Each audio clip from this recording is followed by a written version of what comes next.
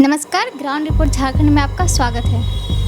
पर्यावरण बचाने के लिए हेमंत सरकार की एक अनोखी पहल। उन्होंने कहा कि एक पेड़ लगाओ 5 यूनिट की बिजली मुफ्त पाओ। रांची में शुक्रवार को 73वां वन महोत्सव मनाया गया, जिसमें झारखंड के मुख्यमंत्री हेमंत सोरेन ने इस अवसर पर पर्यावरण संरक्षण को लेकर एक अनोखी पहल की शुरुआत की। उन्होंने कहा कि जो व्यक्ति अपने घर परिसर में एक पेड़ लगाएंगे, हर एक पेड़ पर 5 यूनिट बिजली मुफ्त पाएंगे। झारखंड का नाम यहाँ की जंगल झाड़ियाँ अर्थात यहाँ की भौगोलिक अवस्थिति पर पड़ा है, इसलिए झारखंड की पहचान जंगल और पर्यावरण से जुड़ी है। वन रिपोर्ट 2021 के अनुसार भारत में वन क्षेत्र में वृद्धि करने वाले राज्यों में झारखंड को 5वां स्थान प्राप्त है, जो कि झारखंड के वन क्षेत्र में 110 वर्ग किलोमीटर की वृद्धि दर्ज हुई है। इस कार्यक्रम में मुख्यमंत्री ने यह भी कहा कि इस बदलते समय के अनुसार इसे और भी मजबूत करने की ज़रूरत है। जल, जंगल, जमीन की पहचान वाले झारखंड में पर्यावरण को अपने जीवन में गहराई से शामिल करने की ज़रूरत है। उन्होंने कहा कि बदलते समय के साथ हरियाली के कुछ दुश्मन हो गए हैं, जो कि वनों को काट रहे हैं। इंसानों को अपना अस्तित्व बचाने के लिए जंगल के महत्व को समझना होगा। मुख्यमंत्री हेमंत सोरेन ने यह भी कहा कि जब भी वे कहीं हेलीकॉप्टर से बाहर जाते हैं, उनकी नज़रें हमेशा ज़मीन की ओर होती हैं और वे यह अनुमान लगाते रहते हैं कि झारखंड में कितनी हरियाली है।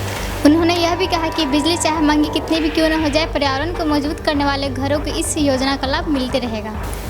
वन महोत्सव कार्यक्रम में झारखंड के मुख्यमंत्री हेमंत सोरेन ने झारखंड के वनों को बढ़ाने का संकल्प लेते हुए इसमें जनता से भी भागीदारी की अपील की। झारखंड में सूखे की स्थिति को लेकर राज्य के कृषि मंत्री बादल पत्रलेख ने बैठक बुलाई है। अब तक के 10 सालों में जुलाई माह में सबसे कम बारिश हुई है। परिणाम स्वरूप 24 जिलों में से 16 जिले सूखे की चपेट में हैं। अब तक के जानकारी के अनुसार 2022 में 51% से भी कम बारिश हुई है। इस दौरान उन्होंने पलामू में अकाल जैसे उत्पन्न स्थिति पर दुख जताया और कहा कि अकाल 30 साल पुराना इतिहास दोहरा रहा है और साथ ही अधिकारियों को इससे निपटने के लिए कई प्रकार के दिशा निर्देश दिए।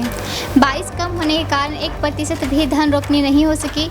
इस गंभीरता को देखते हुए कृषि मंत्री बादल पत्रलेख ने किसानों को तत्काल राहत मुहैया कराने के साथ ही भविष्य में होने वाले सूखे अकाल से निपटने के लिए दीर्घकालिक योजना बनाने की बात कही। पलामू के आयुक्त जटाशंकर चौधरी ने मौसम के वर्तमान स्थिति को देखते हुए प्रमंडल के सभी जिलों के उपायुक्तों को वैकल्पिक फसलों की तैयारी करने का निर्देश दिया है।